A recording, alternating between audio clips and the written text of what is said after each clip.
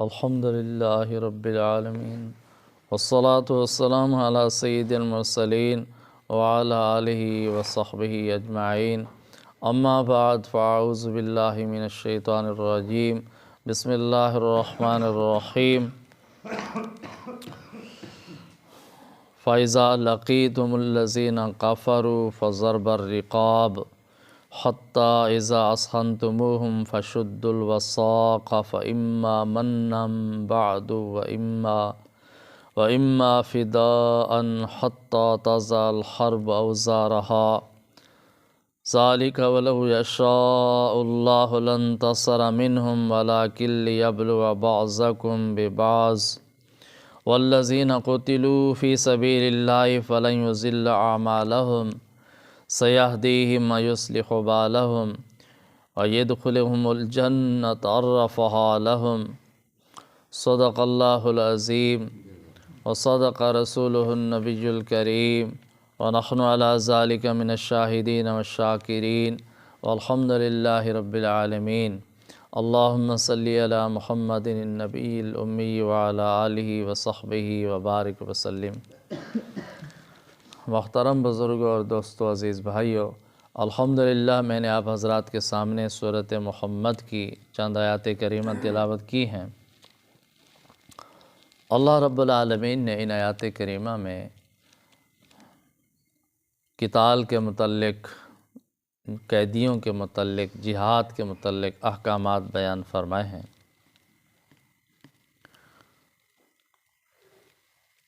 جب نبی کریم صلی اللہ علیہ وسلم مکہ معظمہ سے ہجرت کر کے مدینہ منورہ تشریف لائے اور اس کے بعد جنگ بدر کا واقعہ پیش آیا۔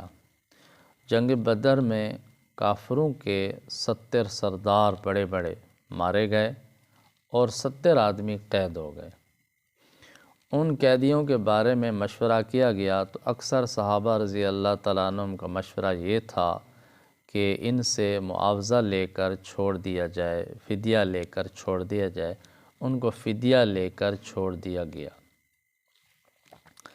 پھر سورۃ انفال میں اللہ رب العالمین نے اس فیصلے پر ناراضگی کا اظہار فرمایا کہ آپ نے ان حالات میں جو قیدیوں کو معاوضہ لے کر آزاد کر دیا ہے، یہ فیصلہ صحیح نہیں تھا، کیونکہ ابھی تک کافروں کی طاقت موجود تھی۔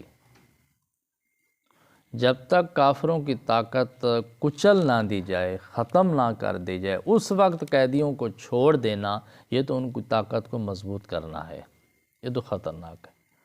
ہاں، جب کفار کی، دشمن کی طاقت ختم ہو جائے، کچل جائے، اس کے بعد آپ کو اجازت ہے کہ آپ جو ہے نا قیدیوں کو معاوضہ لے کر چھوڑ دیں یا احسان کے طور پر چھوڑ دیں۔ چھوڑنا چاہتے ہیں تو چھوڑ سکتے ہیں، آزاد کرنا چاہتے ہیں تو آزاد کر سکتے ہیں۔ تو اللہ رب العالمین نے جب سورۃ انفال میں یہ حکم ارشاد فرمایا تو شاید لوگوں کے ذہنوں میں یہ بات آ جائے کہ آئندہ کے لیے قیدیوں کو رہا کرنا جائز نہیں ہے، تو اللہ تعالیٰ نے اس کی وضاحت ارشاد فرمائی ہے۔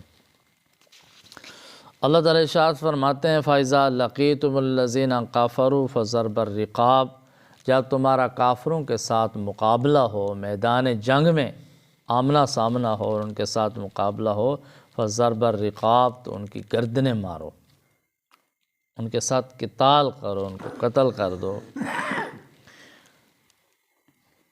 تو اس کا مطلب یہ ہے کہ یہ جو دشمن کو قتل کرنا ہے اس وقت ہے کہ جب میدان جنگ میں ہو، مقابلے میں آئے۔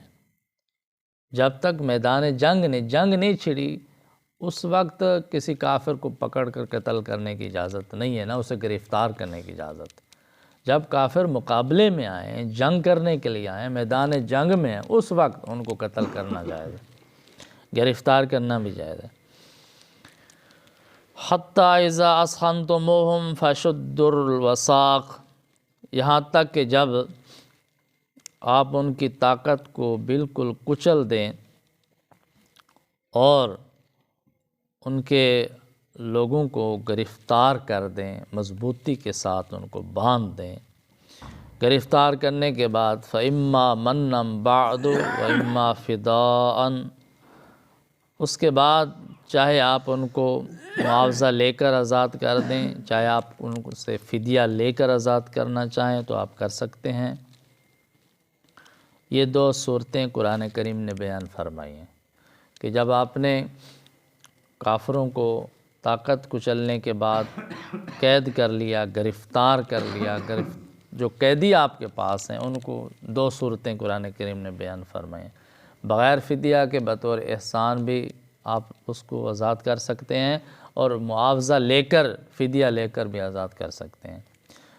دراصل یہ چار صورتیں ہیں، دو صورتیں یہ ہیں، دو صورتیں دوسرے مقامات پر بیان فرمائی گئی ہیں۔ تیسری صورت یہ ہے کہ اگر آپ محسوس کریں کہ ان قیدیوں کو چھوڑنا یہ خطرناک ہے، مسلمانوں کے لیے بہت خطرے کا باعث بنے گا، تو ان قیدیوں کو قتل کرنے کی بھی گنجائش ہے، آپ قتل بھی کر سکتے ہیں۔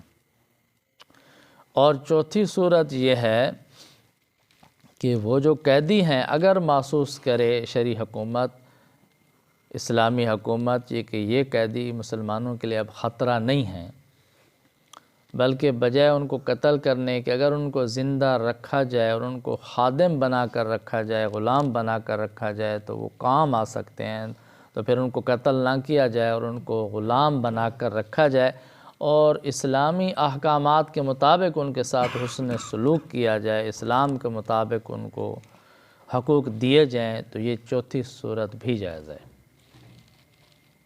لیکن اس کے ساتھ مفسرین حضرات نے یہ لکھا ہے کہ یہ اس وقت ہے کہ جب دشمن کے ساتھ کوئی معاہدہ نہ ہوا ہو۔ اگر کوئی معاہدہ ہو چکا ہے، مثلا کسی عالمی ادارے کے تحت معاہدہ ہو جاتا ہے کہ کسی دو ملکوں میں جنگ ہوتی ہے اور لوگ قیدی بنتے ہیں، تو قیدیوں کو قتل کرنا جائز نہیں ہوگا، انہیں غلام بنانا جائز نہیں ہوگا، بلکہ کسی اور طریقے سے ان کے ساتھ سلوک کرنا ہوگا، تو جس قسم کا معاہدہ ہو چکا ہوگا اس کی پابندی پھر لازمی ہوگی۔ یہ اس وقت احکام ہیں، یہ چار صورتیں اس وقت ہیں کہ جب آپ کا ان کے ساتھ کوئی معاہدہ نہیں ہو چکا تو اللہ تعالیٰ ارشاد فرماتے ہیں کہ پھر قیدیوں کو گرفتار کرنے کے بعد آپ چاہیں تو ان کو بغیر فدیہ لیے احسان کے طور پر آزاد کریں یا فدیہ لے کر آزاد کریں، حتیٰ تازال الحرب اوزارہا، یہاں تک کہ جنگ اپنے اوزار، اپنے ہتھیار پھینک دے، یعنی جنگ بالکل ختم ہو جائے۔ ذالک، فرمایا یہ تو تمہیں حکم دیا جا رہا ہے، وَلَوْ يَشَاءُ اللَّهُ لَانتَصَرَ مِنْهُمْ، اگر اللہ تعالیٰ چاہتا تو خود ان سے انتقام لے لیتا۔ اس پر بھی اللہ تعالیٰ قادر ہے، اللہ تعالیٰ انتقام کافروں سے لے سکتا ہے، انہیں خود قتل کر دے، نیست و نابود کر دے، تباہ کر دے، اللہ تعالیٰ خود بھی انتقام لے سکتا ہے، لیکن اللہ تعالیٰ خود نہیں لیتا۔ وَلَكِنْ لِيَبْلُوَ بَعْضَكُمْ بِبَعْضٍ، لیکن اللہ تعالیٰ تم کو یہ احکامات دے کر تمہاری آزمائش کرتا ہے، امتحان کرتا ہے کہ ایک دوسرے کے ذریعے اللہ تعالیٰ تمہاری آزمائش اور امتحان کرے کہ تم دین کے لیے کتنی قربانی دیتے ہو، کتنے ثابت قدم رہتے ہو، اور کافر اللہ کی مدد اور نصرت کو دیکھ کر کتنا ہدایت کی طرف رجوع کرتے ہیں۔ وَالَّذِينَ قُتِلُوا فِي سَبِيلِ اللَّهِ فَلَنْ يُضِلَّ أَعْمَالَهُمْ، اور جو لوگ اللہ کے راستے میں قتل کیے گئے، شہید ہو گئے، ان کے اعمال ضائع نہیں ہوں گے۔ کسی کو خیال آئے کہ شاید جو آدمی فتح سے پہلے، غلبے سے پہلے شہید ہو گیا، قتل ہو گیا، وہ منزل مقصود تک نہیں پہنچا، فرمایا اگر وہ اللہ کے راستے میں شہید ہو گیا تو اللہ تعالیٰ اس کو ضرور منزل مقصود تک پہنچا دیں گے، ان کا کوئی عمل ضائع نہیں ہوگا۔ سَيَهْدِيهِمْ وَيُصْلِحُ بَالَهُمْ، اللہ تعالیٰ ان کو منزل مقصود تک پہنچائے گا اور ان کے حال کو سنوار دے گا، انہیں کامیابی عطا فرما دے گا۔ وَيُدْخِلُهُمُ الْجَنَّةَ، اللہ تعالیٰ ان کو جنت میں داخل فرمائے گا، عَرَّفَهَا لَهُمْ، جس کو وہ پہلے اچھی طرح جس کا تعارف حاصل کر چکے ہوں گے، پہچان چکے ہوں گے۔ اللہ تعالیٰ شہداء کو جنت میں داخل فرمائے گا، جنت کے محلات میں، جنت کے گھرانوں میں داخل فرمائے گا، ان محلات میں جہاں کو، جن محلات کو پہلے سے پہچان چکے ہیں، ان کا تعارف ہو چکا ہے۔ اس کا مطلب یہ بھی ہے کہ قرآن و حدیث میں انبیاء علیہ السلام نے تعارف کرا دیا ہے کہ ایسی جنت ہوگی، ایسے مقامات ہوں گے۔ اور دوسرا یہ بھی مفہوم مراد لیا جا سکتا ہے کہ اللہ تعالیٰ جنت میں داخل ہونے سے پہلے ان کو اپنے محل کے، اپنے جنت کے، اپنے مکانات کے سارے حالات کا تعارف کرا دے، متعارف کرا دے، اللہ تعالیٰ پہچان کرا دے۔ جب جنت میں داخل ہوں تو اپنے محلات میں، اپنی جنت میں جانے کے لیے کوئی مشکل پیش نہ ہو، آسانی کے ساتھ داخل ہو جائیں۔ تو یہ مقام اللہ تعالیٰ نے شہداء کو عطا فرمایا ہے۔ دعا ہے اللہ تعالیٰ آپ سب کو قرآن کریم کی ان ہدایات پر عمل کرنے کی توفیق عطا فرمائیں۔ وآخر دعوانا الحمد للہ رب العالمین۔